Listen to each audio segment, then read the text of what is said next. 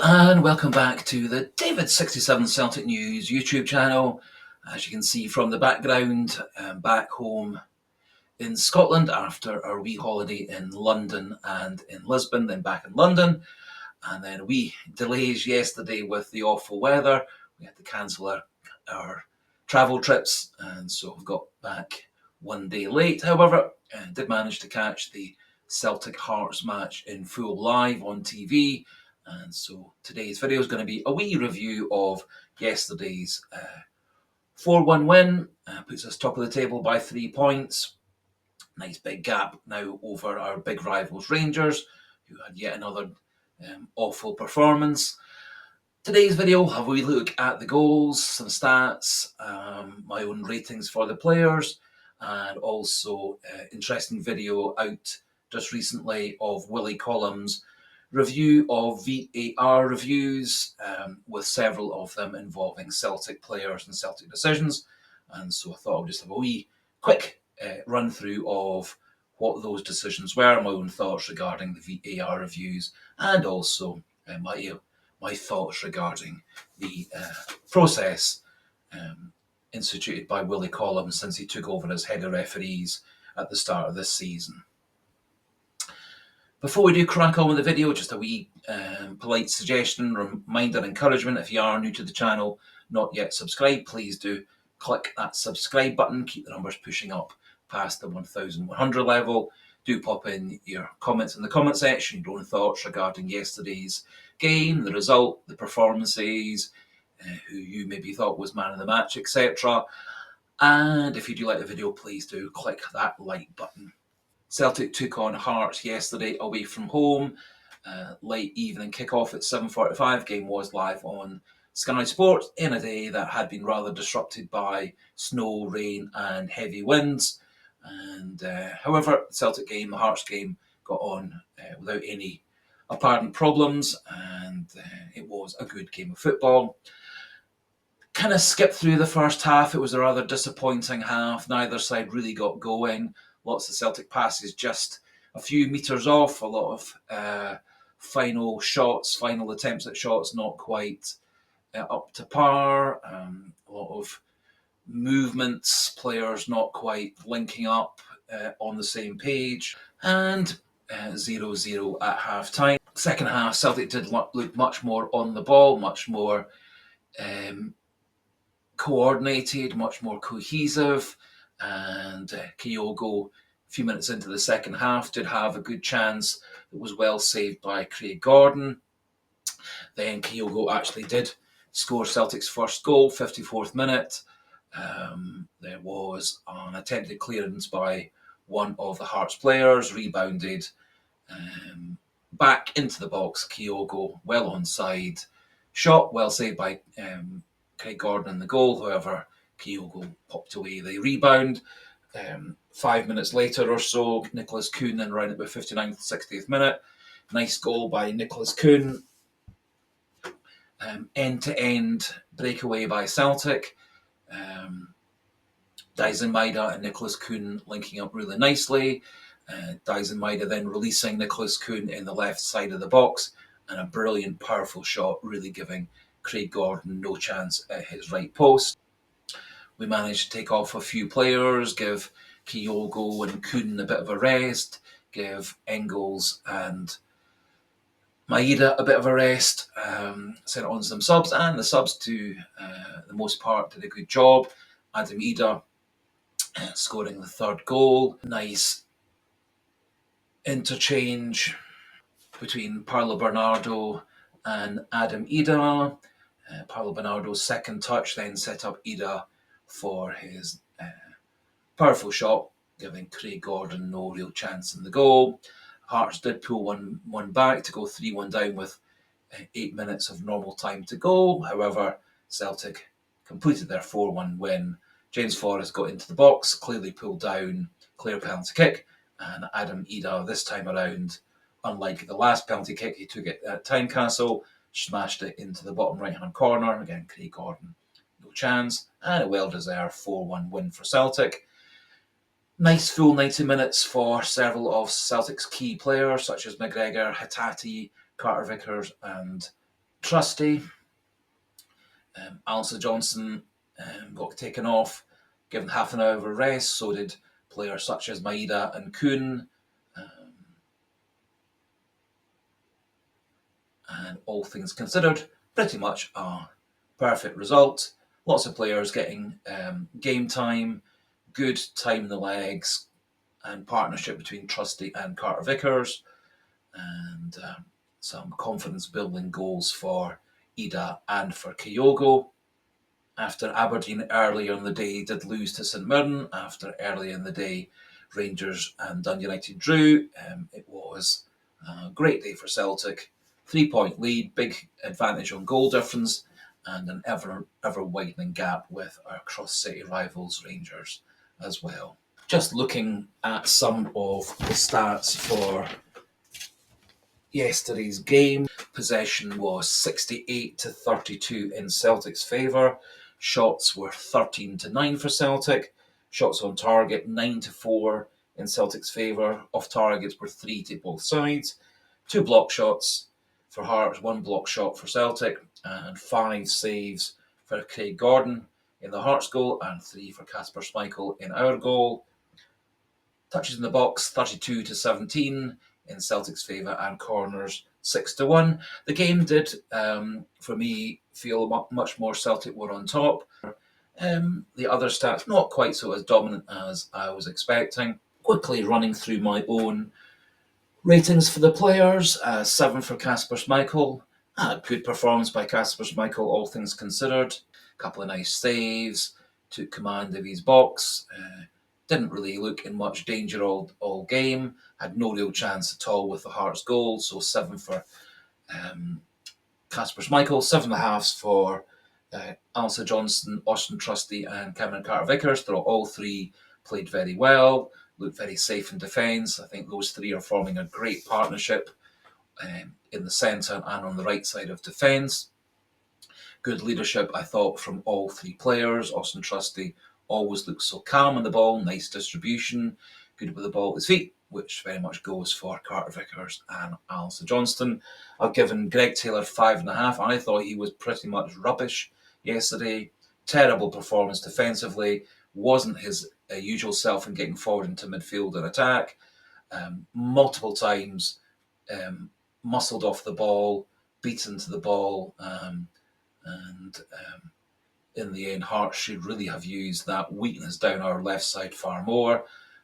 I would be much happier, having seen yesterday's game, to have Alex Valley in at left back against Bruges on Wednesday, as I think if Bruges see the Hearts game, they'll know just exactly where to attack Celtic. And Greg Taylor, for me, rubbish performance, 5.5, and in some ways, in my view, a wee bit lucky to get 5.5 for his mark. But then you may have different opinions yourself. Some of you may have thought Taylor's performance was better than I have.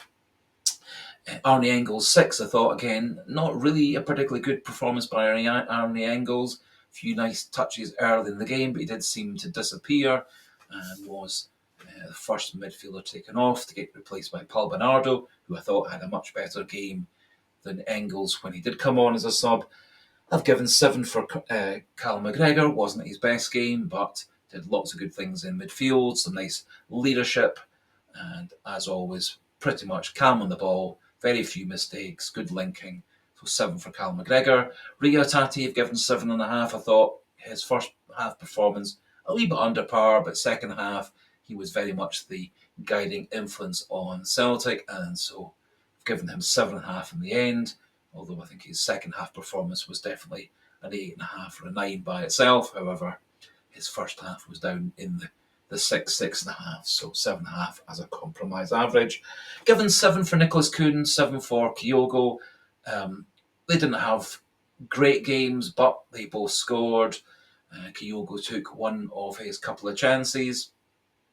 Nicholas Kuhn, again, not quite his usual ability to cut into the box, deliver a cross, deliver a pass. Not quite the same goal threat, however, did have a very good chance to score, and he took it, putting us 2-0 up. Daizen Maeda, I was rather disappointed in. I gave Daizen Maeda just a 6. For me, he didn't do an awful lot in the attacking sense. as always he did come back, helping midfield, helping defence. He was his usual full of energy way of playing, but wasn't for me really a threat in the final third, which is his main role in the side. Did have an early chance with a header. Looked like he probably actually had time to take the ball down. Instead, he went for a flick header that cleared the bar. In terms of the subs, I've given Adam Idah 8 and man of the match. We've been unusual to give substitutes man of the match. However, his 2 goals in the last 20 minutes or so of the game were very, very important. His third goal put the game out of Hearts' contention, and then the 4th goal from the penalty spot confirmed the victory. I thought he actually looked very industrious up front. Celtic looked a wee bit more threatening, I thought, when he came on. Gave Celtic a different option up front, and I thought he interlinked well with the midfield and the wide players. 8 for Adam Idah, and nice to see him back fully fit and looking nice and fresh. Paulo Bernardo 7, as I said, I think he did a good job coming on for Army Engels, involved with the setup for Adam Idah's 3rd goal, and so 7 out of 10 for him. 7 for James Forrest. Again, I think he looked that wee bit more threatening when he came on than Idah had done, and similarly he got us the penalty for the 4th goal, and 6.5 for Ralston and Yang. Both did perfectly serviceable performances, and so 6.5 for both of them. Just to finish off today's video, I thought I would do a wee review of the Celtic-related VAR decisions that were reviewed on Willie Collins' monthly VAR review YouTube channel show. They quickly reviewed the Duke handball that was correctly disallowed. That goal would have put Aberdeen 3-2 up on us. Correctly disallowed for handball. I don't think there was any debate with that one.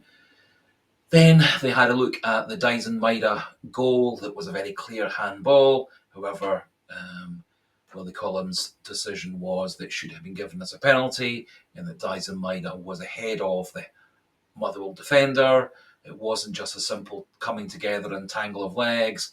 It was the Motherwell player coming across him, taking him out, pulling him down in the box, which then caused both players to fall over, which then caused Dyson Maida to knock the ball past the goalie with his hand.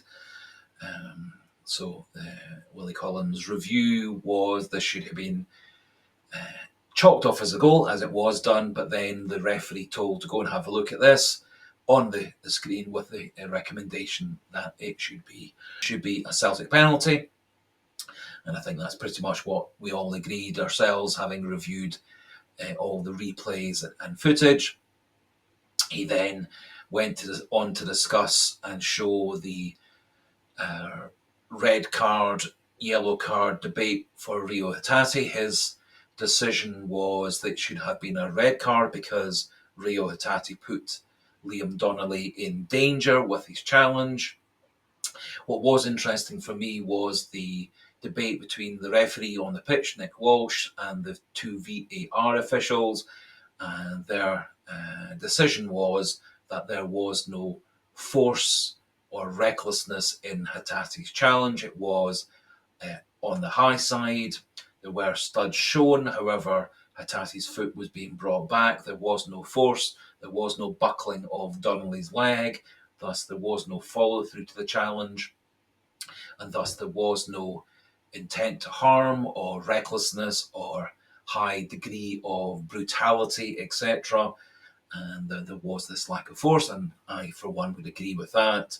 I think it was quite different from a couple of the other ones, such as the Joe Newell challenge for Hibs that they also debated, where there is very clearly a lot of forces carried on. Newell keeps on coming through with his challenge, which was knee-high. The defender in that case, his leg buckles, again due to the force of the contact from Newell on the defender. All those things were absent for Rio Hatate, and so I thought it should have been yellow card. That's what the referee on the pitch and the 2 video referees thought, and it was a 3-2 split decision that it should be a red card, not a yellow card, when it was reviewed by the incident review panel. So I think it's one of these ones which was a 50-50 decision. I go for a yellow card. Many have gone for red card, but it's been one of these ones where it's been a pretty much 50-50 split decision. They discussed the elbow on Adam Idah's nose. That was agreed that should be a yellow card only because there was no intent to harm him, which is complete opposite of what he was saying in terms of the Rio Hatate challenge.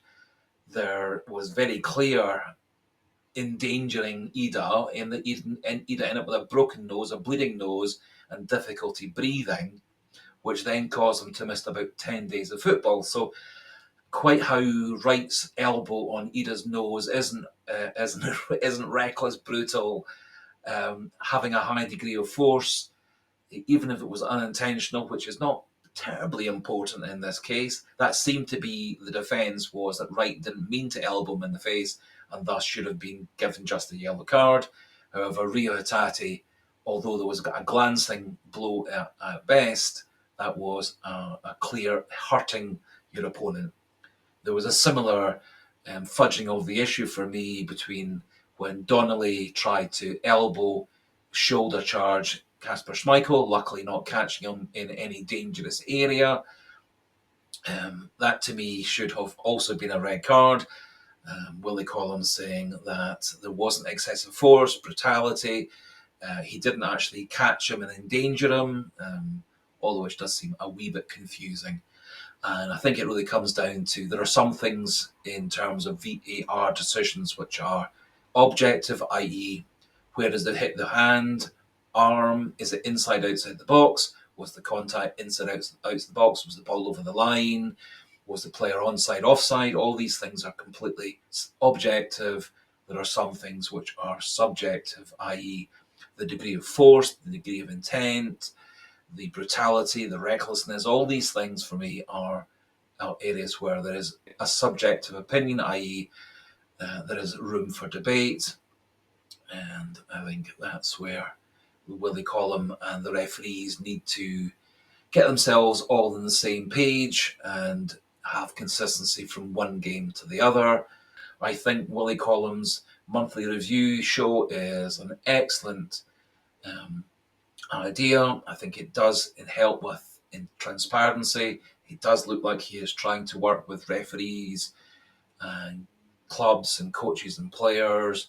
It does look like he's liaising and working with other refereeing heads and VAR head officials to try and get the degree of consistency, and it does look like he is consulting with other countries' VAR and refereeing head officials, where he's looking for second and third opinions, all of which I think are highly admirable.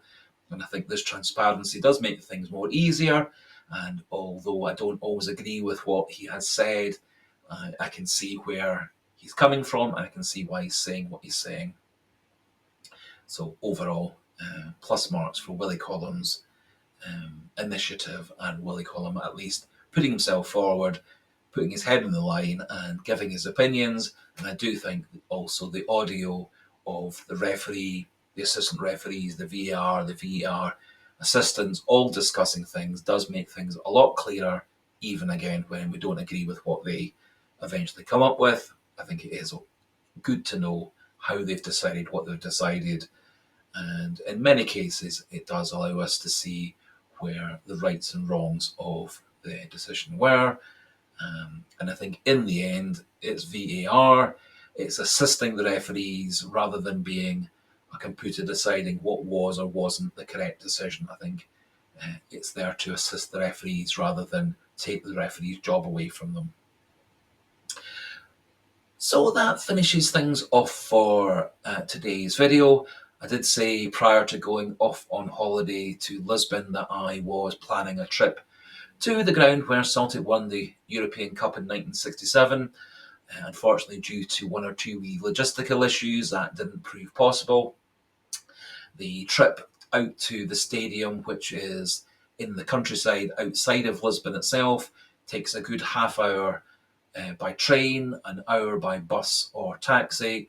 And so, given where we were situated in the city of Lisbon. It wasn't practical for us to get out there to do that this trip. However, we are planning to go back to Lisbon again in the spring, and this time around we will get a trip to the 1967 European Cup final venue organised. So we'll finish things off for today. More videos through the week. We'll have a wee preview of the Bruges game on Wednesday, and a few other videos being planned over the next week, 10 days, to go along with the usual coverage. So, just as we finish, we request, reminder, encouragement to click that subscribe button if you're not yet subscribed. Do pop your comments into the comment section, and if you have liked the video, please do click that like button.